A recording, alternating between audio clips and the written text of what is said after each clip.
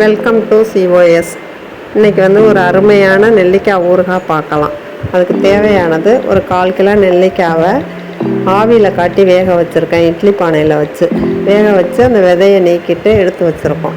அதை மிக்சி ஜாரில் போட்டு லேசாக ஒரு ஓட்டு ஓட்டி மசிச்சுக்கலாம்.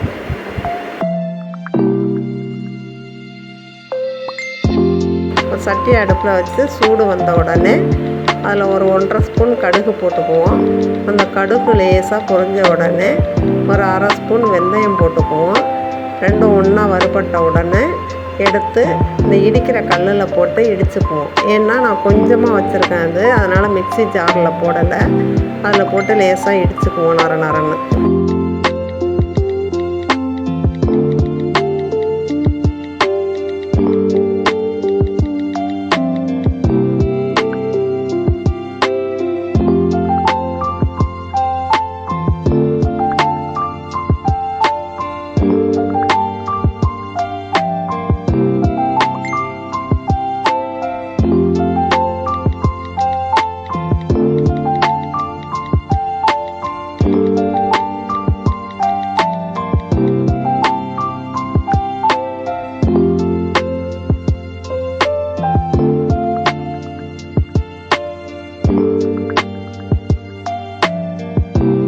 பொடி நுணுக்கும் போதே நல்லா வாசனையாக இருக்கும் கமகமன்னு.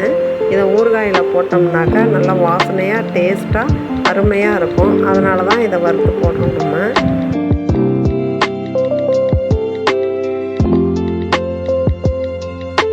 கடாயை வச்சு சூடுபடுத்திக்குவோம். ஒரு 50 மில்லி நல்லெண்ணெய் ஊற்றிக்கலாம். எண்ணெய் காஞ்ச உடனே கடுகு ஒரு 1/2 ஸ்பூன் கடுகு போட்டுக்குவோம். அதில் கடுகு பொரிஞ்ச உடனே பெருங்காயத்தூள் போட்டுக்கலாம். இந்த பெருங்காயத்தூளை கட்டியாக இருந்தாக்க முன்னாடியே வறுத்து நம்ம அந்த கடுகு வெந்தயத்தோடையே பொடிச்சிருக்கலாம். நான் தூளாக இருக்கிறதுனால இப்போ போட்டுறேன். அதை இது பொரிஞ்ச உடனே நம்ம அரைச்சி வச்சுருக்கிற அந்த நெல்லிக்காயை கொட்டி ஒரு வதக்கிக்குவோம்.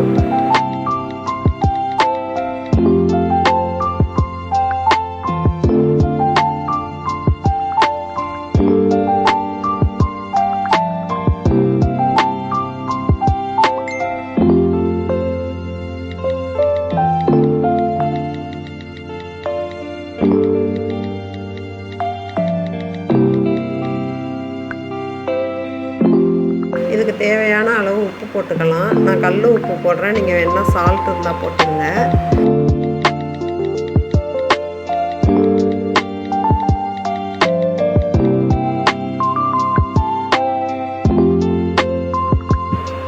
இப்போ இதுக்கு மிளகாத்தூள் போடலாம். நான் 1/4 கிலோ நெல்லிக்காய் அதுக்கு ஒரு 1.5 ஸ்பூனு காஷ்மீரி மிளகாத்தூள், 1.5 ஸ்பூனு வெறும் மிளகாத்தூள், இது ரெண்டையும் நம்ம போட்டு நல்லா கலந்து விட்டுக்குவோம். கலருக்காக தான் காஷ்மீரி மிளகாத்தூள் போட்டேன். காரம் கரெக்டாக இருக்கும். 1.5 ஸ்பூன் போட்டோம்னாக்க போட்டு நல்லா கலந்து விடுவோம்.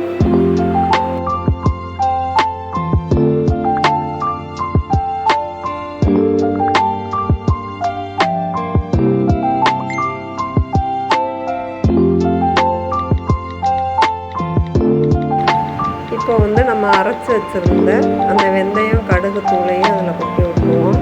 கொட்டி விட்டு நல்லா கலந்து விடுவோம்.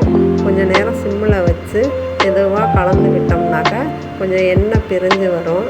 நெல்லிக்காய்க்கு எவ்வளோ எண்ணெய் ஊற்றினாலும் எண்ணெயை இழுத்துடும். அதனால் போதும், ரொம்ப எண்ணெய் தேவையில்லை.